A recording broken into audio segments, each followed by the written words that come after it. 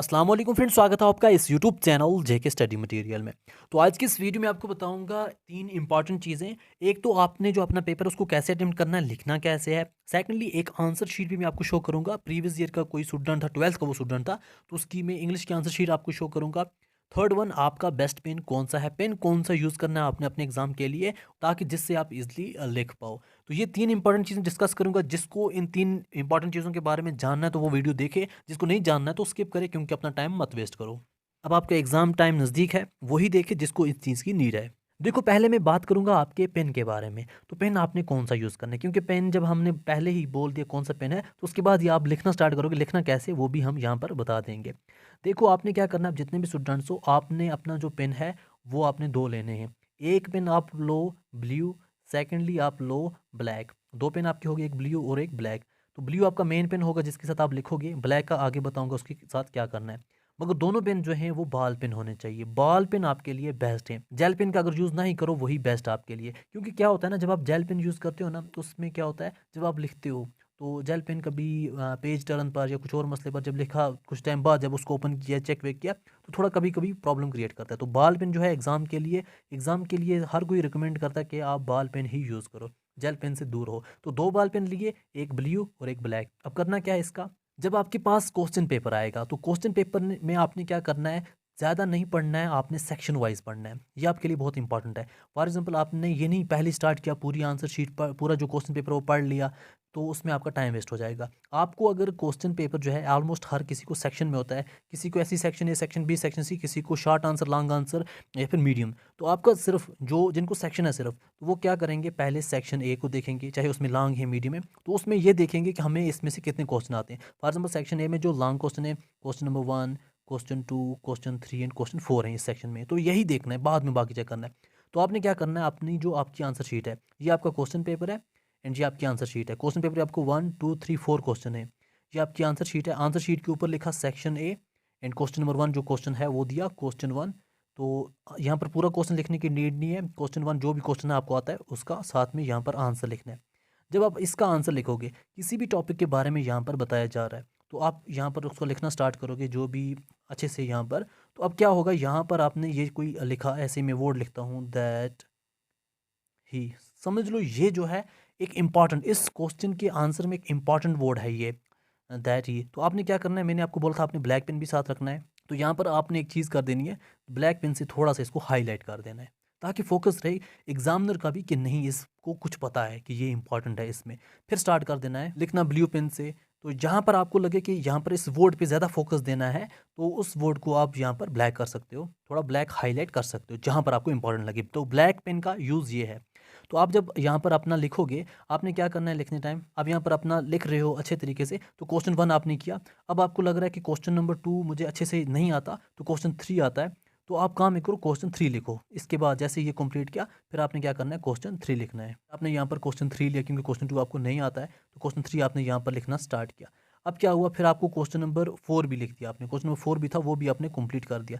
मगर question number 3 भी करना है, मगर आपको फिलहाल उसकी कुछ वर्डिंग है दिमाग में नहीं आ रही, तो उसको यहाँ पर छोड़ दो साइड, मतलब अभी उसको करना नहीं है। फिलहाल आपको सेक्शन ए में क्वेश्चन नंबर 3 पेंडिंग है, उसको फिलहाल साइड छोड़ो। फिर सेक्शन सेकंड देखो, सेक्शन बी। जब सेक्शन बी देखोगे, आपको लिखना है सेक्शन बी एंड यहाँ पर आप उसके क्वेश्चन जो हैं वो लिखने स्टार्ट करो। जब इसको आप लिखना स्टार्ट करोगे, तो आपकी जब ऑलमोस्ट कंप्लीट हो गया, तब आपको लगा कि मुझे तो क्वेश्चन नंबर 2 याद आ गया है। तो आप काम में करोगे कि वापस जब लास्ट पेज आपको होगा, जो भी यहाँ पर पहुँचो, तो उधर ही आपने लिखना है, यहाँ पर लिख के वापस सेक्शन ए एंड वही क्वेश्चन नंबर 2 जहाँ जो आपका था उस टाइम का, तो यहाँ पर उसका आंसर यहाँ पर लिखना स्टार्ट कर देना। अगर आपको मतलब बहुत भूल जाता है, अगर थोड़ा थोड़ा आपको लगता है नहीं मुझे भूल रहा है मगर याद आ जाएगा, तो उसकी जगह छोड़ दो, जितना आपको लगता है स्पेस बाकी है, बाकी लिखना स्टार्ट कर दो, फिर उसी स्पेस में जाके उसका आंसर लिख लेना। तो ये आपके लिए 2 यहाँ पर इंपॉर्टेंट चीज़ें हैं।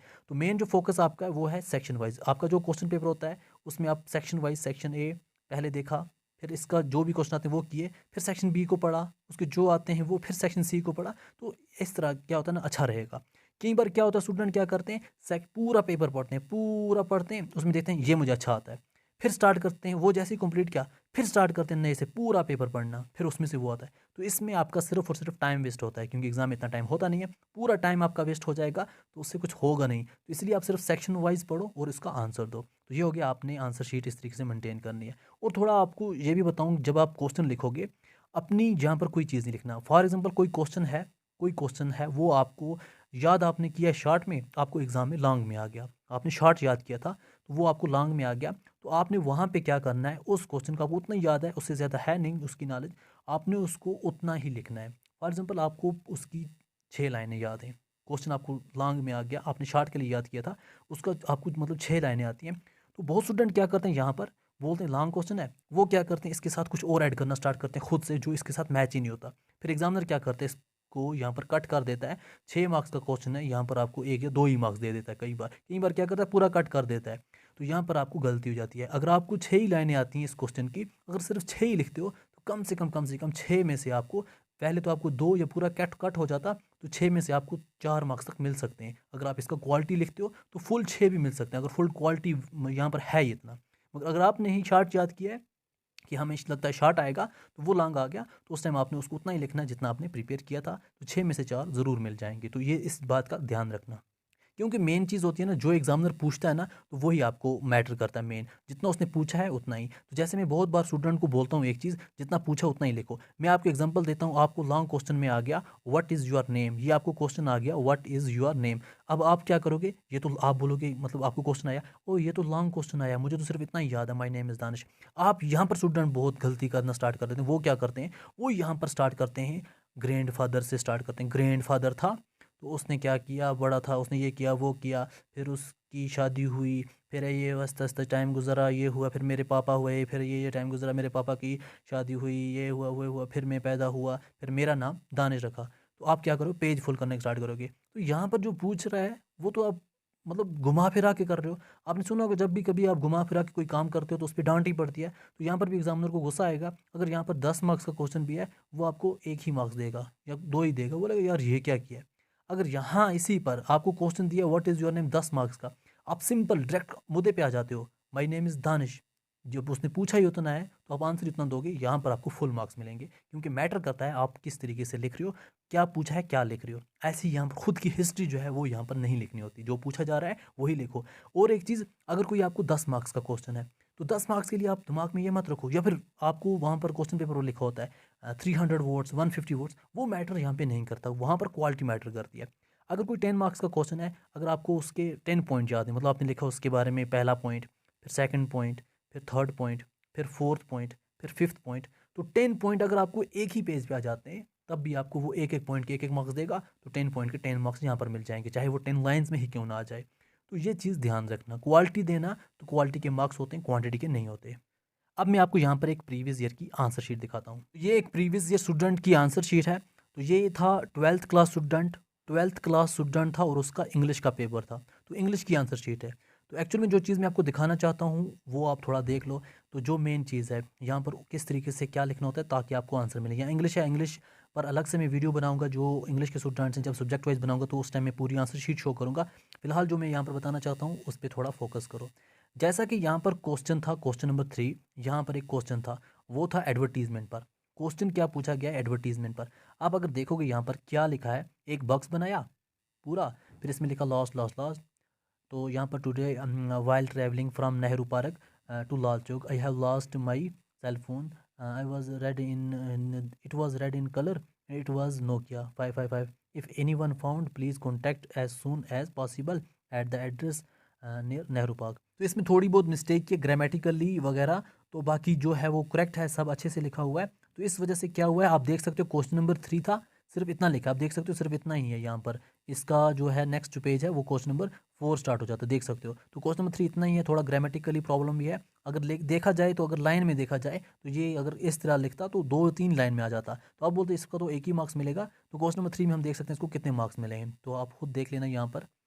ये हम पहुंच गए इसकी मॉक्स पर। तो यहाँ पर आप देख सकते हैं जो क्वेश्चन नंबर 3 था, क्वेश्चन नंबर 3 में थोड़ा ग्रामेटिकली प्रॉब्लम थी इसमें थोड़ा। तो यहाँ पर इसको क्वेश्चन 3 4 में से 3 मार्क्स मिले हैं। तो वो जो उसने सिर्फ बक्स बना के थोड़ा थोड़ा लिखा, तो 4 में से 3 मार्क्स उसको वहाँ पर मिले। अब आप बोलते हैं यार 4 मार्क्स के लिए तो हमें तो 3-3 पेज भरने होते हैं। तो ऐसे मैं आपको और एग्जाम्पल भी देता हूँ यहाँ पर।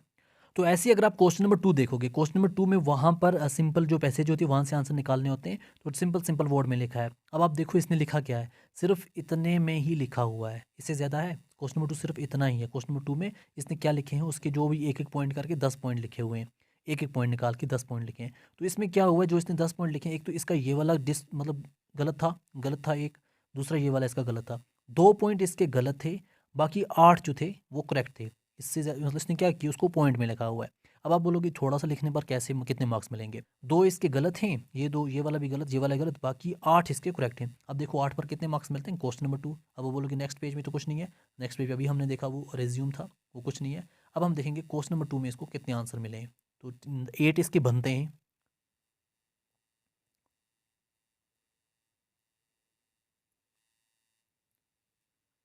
तो ये आप देख सकते हो क्वेश्चन नंबर 2 में 8 उसको बनते थे आउट ऑफ 10, 2 उसके गलत थे, तो इसको यहाँ पर 8 ही दिए हैं। कोई यहाँ पर आपके मार्क्स खाता नहीं है, ये बात याद रखना। जितना करोगे उतना मिलेगा, खाता कोई नहीं है। तो इसने 8 किए थे, 8 ही मिले, 2 उसके उस टाइम गलत हो गए थे। तो इसी हिसाब से आपको मार्क्स मिलते हैं जितना आप करते हो। तो थोड़ा मैंने आंसर शीट आपको दिखाया कि ज़्यादा कोई प्रॉब्लम नहीं होती, वहाँ पर कोई खाता नहीं है आपके मार्क्स। आप जितना करोगे, जिस हिसाब से करोगे, आपको वैसे ही मिलेंगे। इंपॉर्टेंट वीडियो था आपके लिए, जिसमें थोड़ा बहुत आपको अगर कोई प्रॉब्लम होती है वो आप समझ गए होंगे कैसे मार्किंग क्या कुछ होता है। तो बाकी अलग से पूरी आंसर शीट पर वीडियो बनाऊंगा, जिसमें आपका ज़्यादा टाइम भी, बाकी अलग से इस पूरी आंसर शीट पर या बाकी किसी और सब्जेक्ट पर भी वीडियो बनाऊंगा, जिसमें और प्रॉब्लम्स आपकी क्लियर हो जाएंगी। तो इस वीडियो को देखने के लिए थैंक यू सो मच।